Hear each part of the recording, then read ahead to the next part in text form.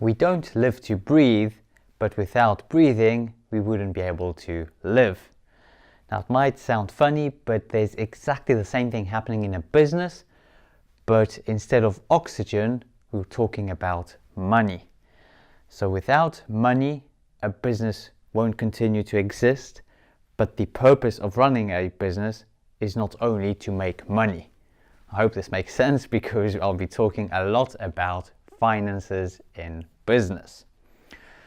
Now, don't get me wrong, I don't mean that the only purpose of a business is to make money, because there are other wonderful purposes like creating a wonderful culture within the business, fulfilling the owner's dreams, fulfilling every employee's dreams, serving customers, having a relationship with suppliers, social responsibility, or the sponsorship and donation. So there's plenty a business can do, but without money, basically all those dreams you can basically throw away. So that is why money is necessary for a business to exist. Now, for many business owners, they start off because they are good at something. So, I don't know, a vet is very good at being a vet, so that person starts a veterinary clinic. Now, when they start, they just naturally have customers because they've had some relationship in the past and they can easily get those customers to stick with them. And there are plenty of other things that people focus on when starting a business. And the one thing that is quite often just overlooked, or more often than not totally ignored, is money, finances. And it's as if we pretend that money will sort itself out once the business starts running. Now, this is far from true, and unfortunately, this often causes many businesses to fail. So, let alone the dream, the purpose of starting a business, you have to sort out your finances and have the right systems and processes in place so that you can have the time to focus on fulfilling your dream. So here I'm going to be discussing a wonderful tool for managing finances in a small, medium-sized business. The problem with the current methods of tracking finances, which is the profit and loss, the balance sheet and the cash flow statement, is that they are always lagging reports. What I mean by this is that you will only have your reports available probably a week after the month in question. Obviously, a balance sheet doesn't have a period. It is a picture from a specific day or even hour, but the content of those reports is as good as the data input to the software. So in other words, if there's anything lacking, like for instance supplier invoices or any expenses, then your profit on the profit and loss statement will be inflated. What is more, if your sales team is good and they are able to input the sales invoices, then any hint of a customer wanting to proceed with an order will be raised as an invoice. So your profit and loss will show the top number, the sales figure, really high. Again, it will be overinflated. Another thing that will quite often happen is that you might receive some invoices from your suppliers at a later date because they have their own systems in place, so they might raise them once a month and it happens to be the middle of the next month. So regardless of how much you want your monthly statements to be accurate, you just won't be able to do it. This also means that with a small business, it's most probably you doing the accounting. So that means you have to put an awful lot of time after the first of the month or the last day of the previous month to put in all the data. If you use an external bookkeeper or accountant, then that process takes even longer because it takes you time to gather all the bills, send them by email, whatever it is. Then they have to input all the data and create all those statements. And that could be anything between 2 weeks to a month after the period has happened. So a great analogy to this is like driving on the motorway without seeing your speed. So you don't know at what speed you're going, and you'll only find out once you cover your distance and someone at a later date tells you, okay, well, you've covered this distance in, let's say, 2 hours. So if we take into account the distance, your average speed was 65 miles per hour. But it would be very useful to know what is your exact speed every second of the time, especially if there are cameras, speed cameras on the way. So that is why I think that all these reports, the profit and loss statement, the balance sheet, and the cash flow statement are absolutely useless for the majority of small, medium-sized businesses. Well, I know it's a very strong statement. You might say, well, why is that? Well, like I explained, it is lagging in terms of time, and it is also more often than not inaccurate. Another thing that I've noticed myself after some time when I started the business was a very interesting thing, where you look at the profit and loss, and let's say it shows a £20,000 profit, and I'll be using pounds for the purpose of this video, but the bank account didn't grow by £20,000. So there was somewhere money missing.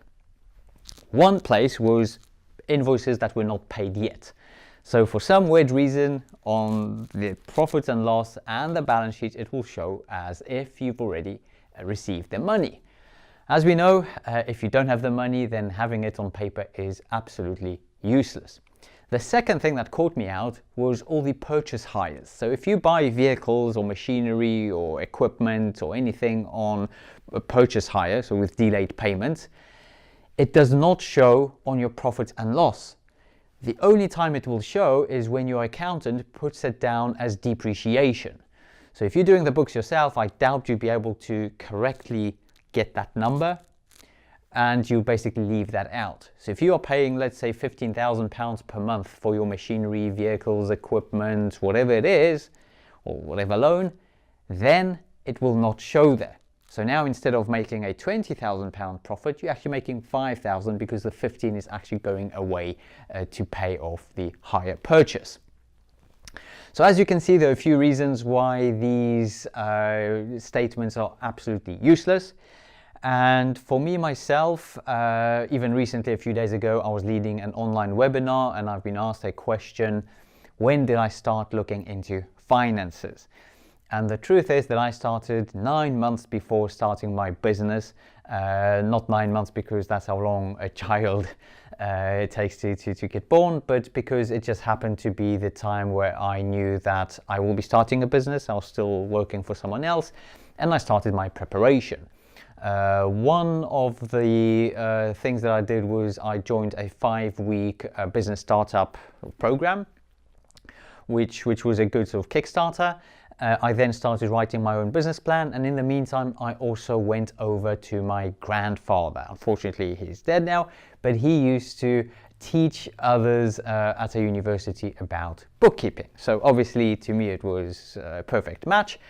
And he taught me the old way. So I had massive sheets of paper with all the columns, debit, credit, and you had to understand that if it's a supplier versus a customer, the debit credit changes.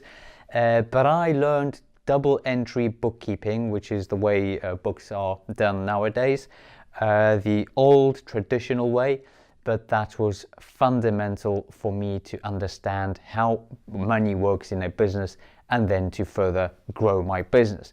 Until this day, 11 years after starting the business, I still use the knowledge that I've gained during that course or the process I was taught by my grandpa. So thank you, Grandpa. I know you won't hear it, but yeah, I'm sort of carrying on your legacy. But still, without a specific tool, I knew that the statements that are for some reason assumed that everyone should be reading, I just could not find them handy at all. The other thing is actually that reading these statements takes a lot of time and experience. So if you just grab a, let's say, balance sheet without knowing what is there, you're just staring at random numbers. You really have to understand what's behind those numbers. And I've read quite a lot of books about finances, how to understand numbers, finance for non-financial managers, and all of those. There are some great books around there, But what I was lacking was a single way to monitor the amount of money we earn every single day. So I set myself a task that I need a leading indicator. Instead of a lagging, which happens after the period in question, I want to know today, every minute, every second of the day, whether we are on track of achieving our financial goals. So I set on a journey of reading various books. I even went to an external financial consultancy. They created a wonderful Excel spreadsheet with all these sliders. I could move things. What if our cost of goods sold increase? And what if expenses go up? What if we reduce the headcount? All of those things. But still, it was not what I wanted. The problem was, I didn't know what I wanted. I just wanted something that will allow me to understand our position at a glance. The other reason that prompted me to find something was a commission structure. Now, we all would like to reward our employees, but the problem I had was that every single book I read about any sort of KPIs or commission structures mentioned that the ultimate KPI is sales. So turnover, in other words. I was never comfortable with that idea for a few reasons. One of it was that, like I mentioned, sales, you can just input any amount of invoices and it will show up as sales. So if you tell your salespeople that our target is £100,000 this month and they don't get any other limits, then the first thing they do is just raise invoices. And without even calling a single customer, they could hit that target, which is ridiculous, but that is true. The second thing that could happen is that they can hit those targets by providing discounts. Now, the moment they start discounting, you start treading water, because now you have to do exactly the same amount of work for less money. And that difference, the less money, will hit your bottom line straight away. It won't be hidden or buried somewhere in expenses. Whatever your customer doesn't pay you is the amount that you won't have left on your bank account. So I'll talk about that a bit later, but it's crucial to understand that discounting is probably the worst thing you can do in a business. But if you are not aware of it, then your salespeople are most probably not aware of it, so they will hit their targets through discounting. Another thing is that when you employ a manager or a director and their KPIs are to hit specific sales targets, there are two things they can do. One is start discounting, or tell the sales team to start discounting. You'll hit that. And the second thing, which is even worse, is they can start making things, if you're a manufacturing company, just for the shelf. So everyone is busy. When you as the owner walk in and think, oh wow, everyone's busy, we're doing great, but you'll have a nasty surprise, because, and this comes from the accounting world, where finished goods, believe it or not, can be put onto the balance sheet as an asset at market value. So in other words, if we as a company, let's say we make bus stands, the ones that you wait when it's rainy, it doesn't rain on you. Let's say we make each of them and we sell them for £1,000. So that is the price for our customer. And the new person, the manager or director, orders the company to make 100 of them. So everyone's busy, everyone's making these bus stands, and the place is buzzing like a beehive. And then surprise, surprise, your balance sheet is very strong, because all of those bus stands count as an asset, work in process, or actually it's finished goods. So you would have £100,000 worth of assets sitting on your balance sheet. In reality though, you have 100 bus stands that no one wants. Well, hopefully they will want, but no one bought it yet. So now you've got storage space. So if you don't have that storage space, you now have to hire a new place or pay somewhere for storage. So you're actually increasing your expenses. And very soon you will basically grow out of business. So this is what happens when people say that you're growing out of business. It basically means that everything seems fine, all the numbers are going up, but actually you're running out of money. And this is one of the few scenarios that can happen when you're growing out of business. So I hope you understand that there are various pitfalls and the traditional statements, profit and loss, balance sheet, and cash flow are useless. But when I wanted to set a commission structure, I wanted to make sure that we are paying out of profits. Now you might think, well, yeah, if we're hitting, let's say 100,000 and anything above is a profit. Well, yes and no. If you are a, let's say, retail shop and your margin is 50%, then indeed, and it's fixed throughout, every single product only has a 50% margin. Then that means that indeed your costs of goods sold is 50% and everything else that is left is to be utilized to cover all the expenses, overheads, and with a bit of profit. So that is fine, and then indeed you can set a £100,000 target, assuming that 50% of that is cost of goods sold and £50,000 is left. Hardly any business has fixed margins for every single product, so they do vary. And I will stick to an example in steel because it's just easier for me, but it's relevant to every single business.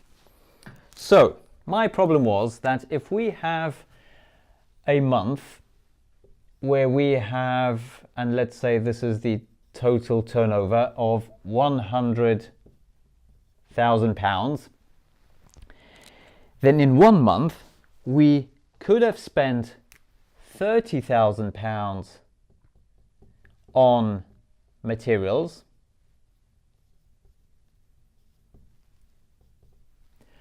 which means that we have £70,000 left in the business. Let's also assume that our business requires £50,000 to keep running. So the £50,000 is actually quite easy to work out.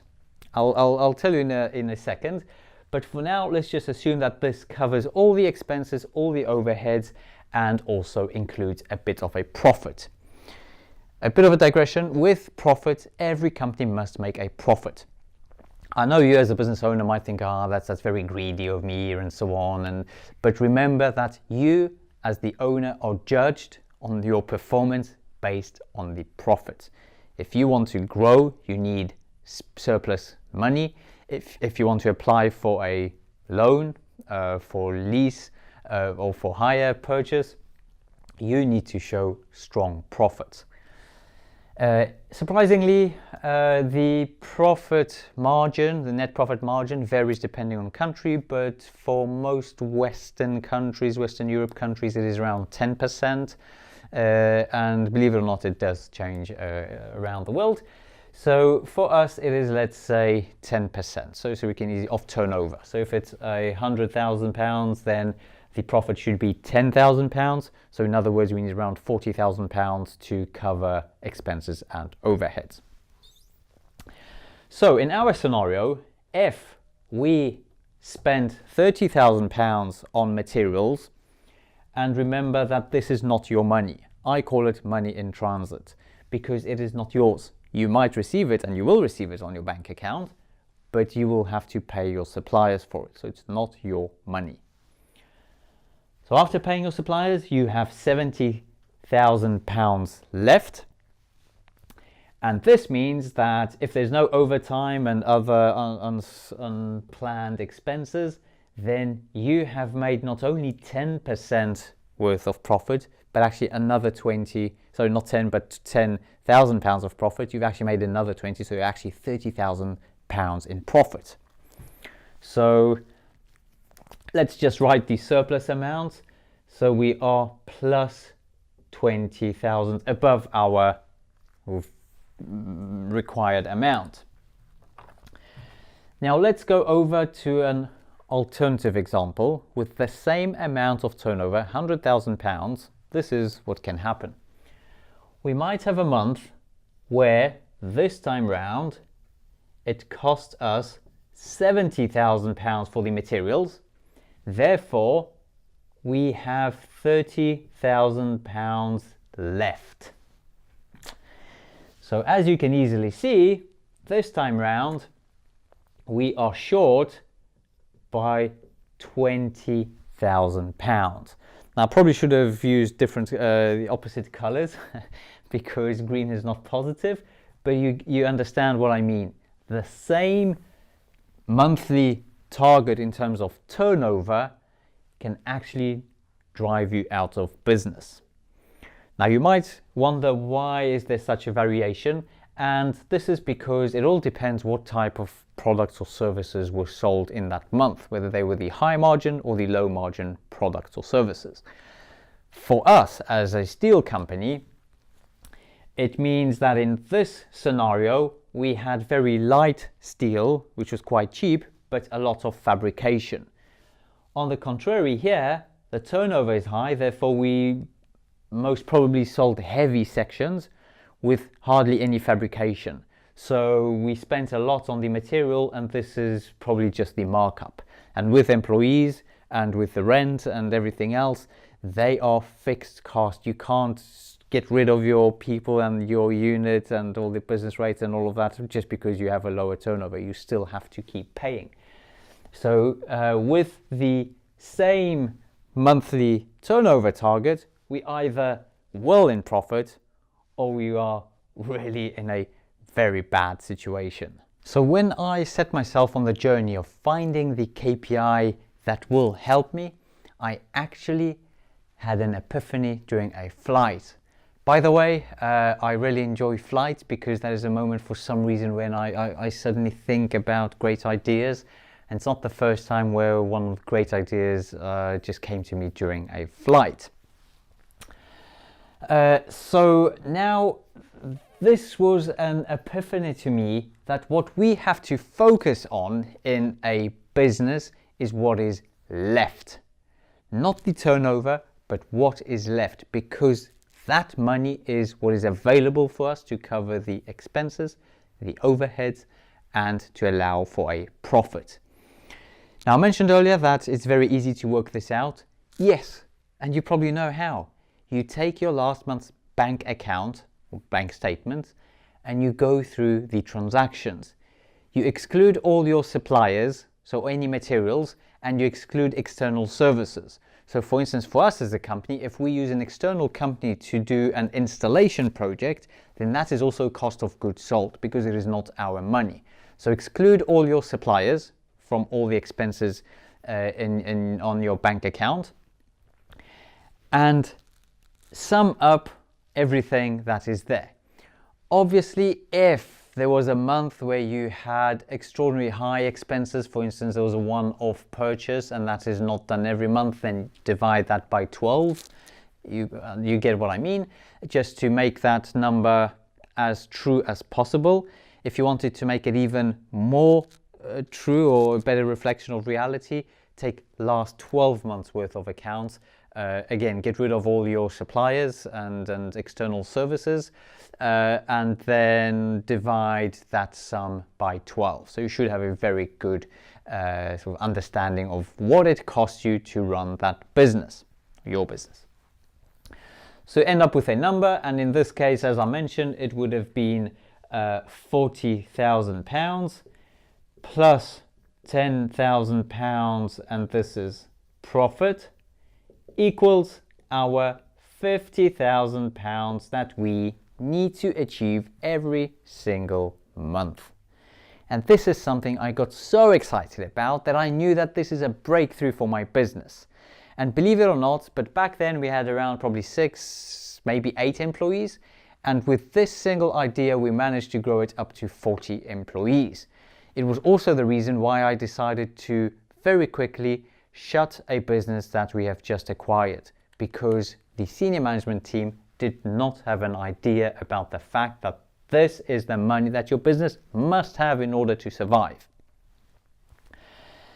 Now, when I came to this conclusion, I thought I'm a genius, but then I obviously knew that that is not the case.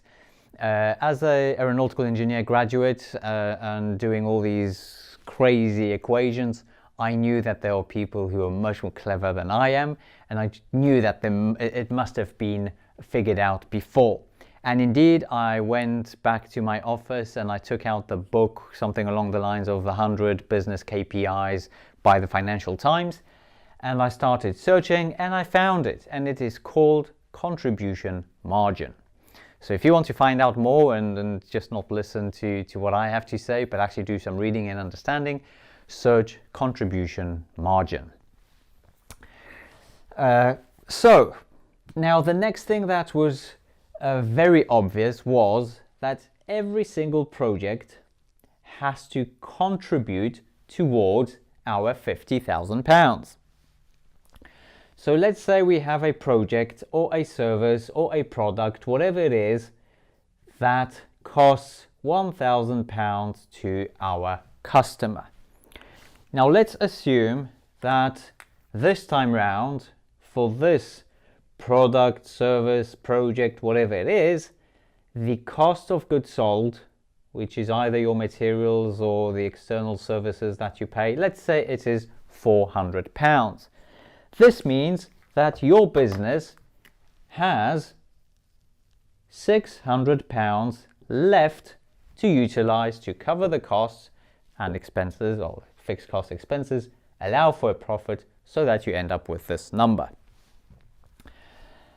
So out of every single project or thing that you sell, these amounts, the 600 or whatever is left, have to add up to our £50,000. And this is a breakthrough, because now instead of looking at the price, you actually just have to look at how much is left in your business. From here, it is also very obvious how disastrous discounting is. So let's say that, as per our previous examples, a sales team decides to provide a 20% discount, which means that the price will now be £800. The £200 comes off this part. We cannot go to our suppliers, say, look, please give us your materials for half the price because we're so silly that we've handed a 20% discount to our customer. That won't happen. You can't go to your employees saying, look, we now have to work for reduce 33% of our rates or pay rates because we happen to give a 20% discount. That won't happen. So no, the only place where you are losing out is what is contributed to your business. So the full £200 is taken away from the contribution, which effectively means that now you have £400 contributing to your business instead of 600. Now the thing that you can see is that in order to still maintain the same level of contribution, you now have to increase your turnover by 50%. I hope you understand the ramifications of it. If you have to increase your workload by 50%, that means everyone has to do 50% more. So if you had 40 emails per day, you now have to do 60 emails per day, only to end up with exactly the same figure at the end of the month. Obviously, this is not possible because that meant that you had too many employees in every department of your business. So this means you need to add more employees or more assets, like vehicles or more machines, more equipment, more offices, more whatever it is, you have to start adding. This in turn means that now your costs are not 40,000, but let's say 50,000 plus the £10,000 profit. Now you have to achieve 60,000. So as you can see, it is a downward spiral. This is where your business grows out of business, because what is happening in the background, everyone is busy, but you're treading water. And someone said that it is better to stand still than run around like a fool. And this is exactly it. It's better to not take a project with a minus 20% discount and wait for a project where it is fully contributing to your business than handing out discounts left and right. Obviously, there are strategies where discounting is part of the strategy, but then when doing all the numbers, you actually take into account this part and not the full £600.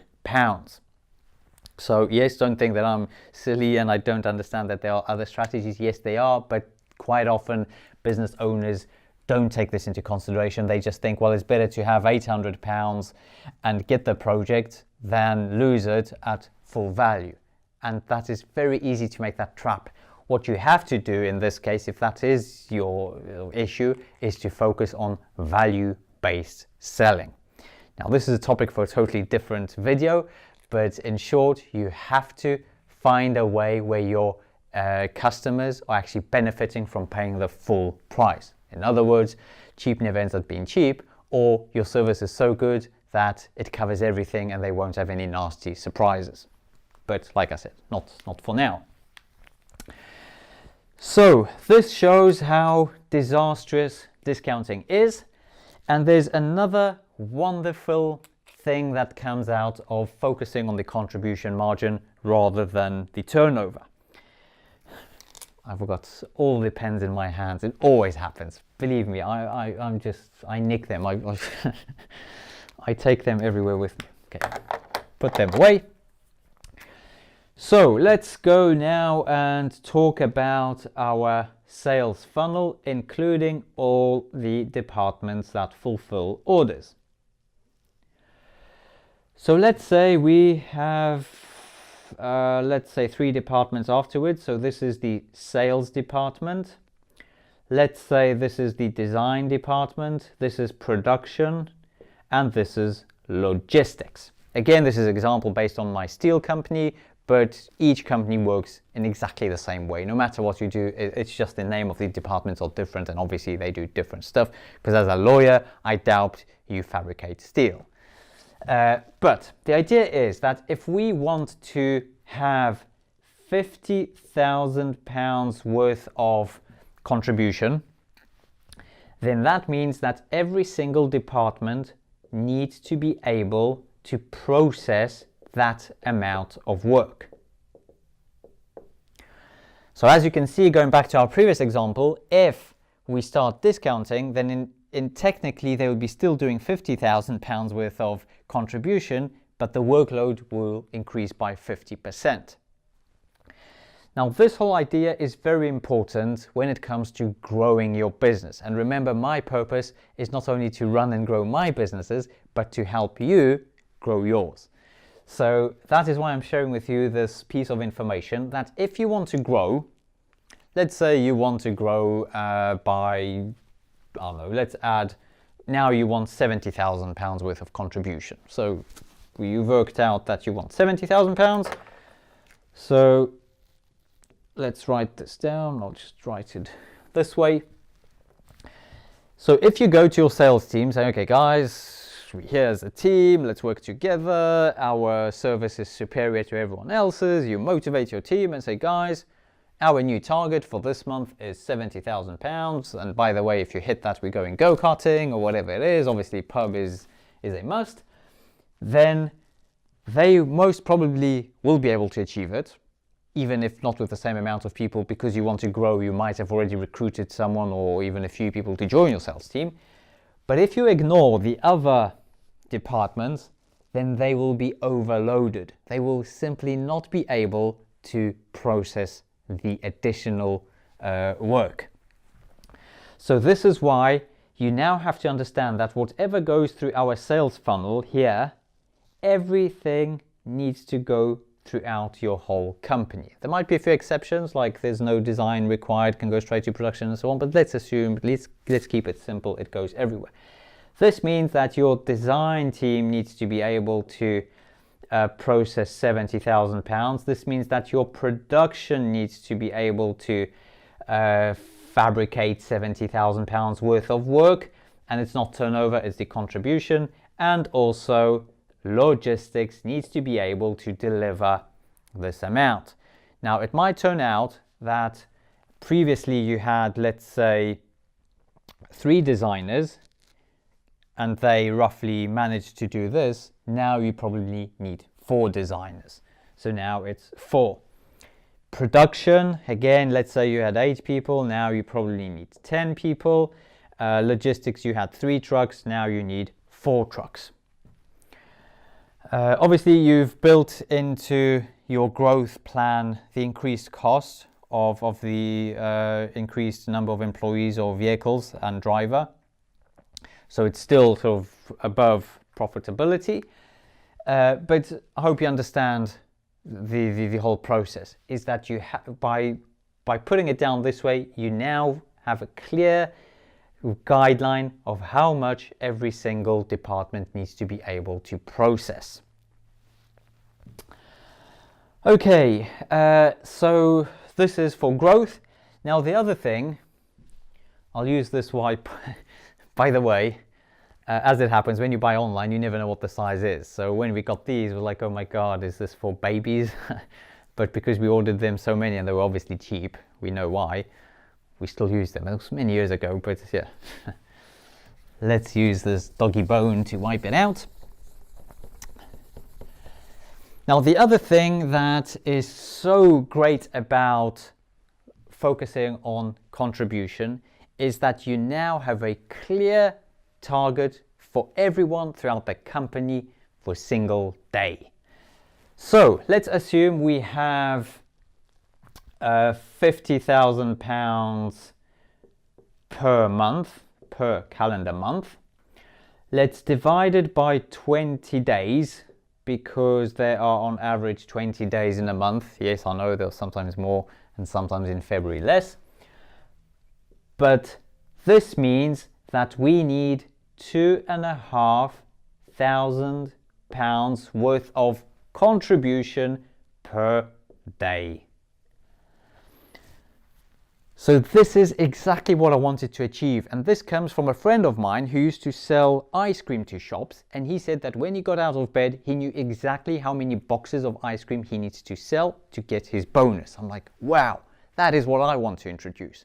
And it was only possible by focusing on the contribution margin. So here you can see that you as the business owner and everyone in the company knows that when they start their work at 8:00 or 9:00 or whatever the time is, then by the end of the day, 4 p.m., 5 p.m., again, whatever the time is, they must have sold projects or products worth £2,500 in contribution.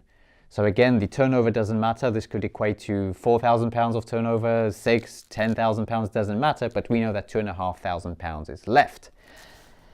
If that day you only hit £2,000, that means that the following day you need to achieve £3,000 to stay on track. So in other words, we work in increments of 2.5. So on day 3 of the month, you need 7.5. On day 4, you need £10,000 worth of contribution to know that you are on track. So here you can see why this is a brilliant tool, because this is like the speedometer in your car, rather than finding out what was your average speed after you've completed the journey. Here, at every single literally minute or second of the day, if you've got a system in place, a computerized system that counts these per every single order won and paid, because you need the money, then you know exactly where your business stands. This is also easier to manage depending on the amount of salespeople you have. Let's say, for instance, and we won't be using the previous example, let's say we have 5 sales people. So we have 5 sales, which means that every one of them needs to sell products or services worth £500 in contribution. Now, isn't this brilliant? A person starts their day and they know that they need to achieve 500. Perfect. Obviously, you have to limit the discount so they don't sell like crazy and they end up selling a few projects with a lower margin, because that will make your people very busy throughout the company. So you don't want that, but at least you have a clear target for everyone. This also means that you can now clearly define your commission structure, because if your company throughout the month has achieved this in contribution, then anything above it is almost pure profit. Yes, there might be overtime because technically people are working longer and more hours, but obviously you don't have to share everything above that 50,000. If you half that and then whatever's left in that half, that could be redistributed as a bonus, then that makes your sales team very, very energized. They've got a clear vision, they've got a clear picture of what needs to be achieved in a specific month for them to get their bonuses. What is more, what you can do is introduce a structure. So if in 1 month we achieve, let's say 60,000 only once, and in the other ones 50,000, just so we're sure we're never making a loss, then we go out to the pub. If in 2 months we achieve 60,000 and in the third one 50,000, is better than the previous scenario, then we go not to the pub, but we go, let's say, bowling. And if we hit £60,000 worth of contribution in all 3 months, we go to, let's say, go-karting or whatever you decide to rank it, but it's just something to strive for. The other thing worth noting is that if one employee is very good and they hit all their targets and exceed them, but the company hasn't hit their break-even point, then no one gets their bonus, because you can't pay commission out of losses. You're shooting yourself in the foot because you've not only not made money, but now you're paying out. So you're basically ruining your financial position. And one last final thing, which I mentioned, that by knowing this, I very quickly decided that a company that we acquired needs to be liquidated, which is very sad because quite a number of people lost their jobs, but I just knew it was a total mess. So the example was that as soon as we took over, we had various senior management team meetings, and they were obsessed about a project that they were going to win. The project was worth £18,000, and it sounds like a large number, £18,000. I mean, yeah, in any number, in anyone's world, that is a significant amount. And it was a subcontract job. Subcon, as we refer to it, means that the customer will be sending the material our way. So we just supply fabrication or labor hours. So normally it's around £50 per labor hour, and then that's how you work this out. The amount of hours you think it will take for that project, multiply that by 50 and you end up with this number. That's how it works.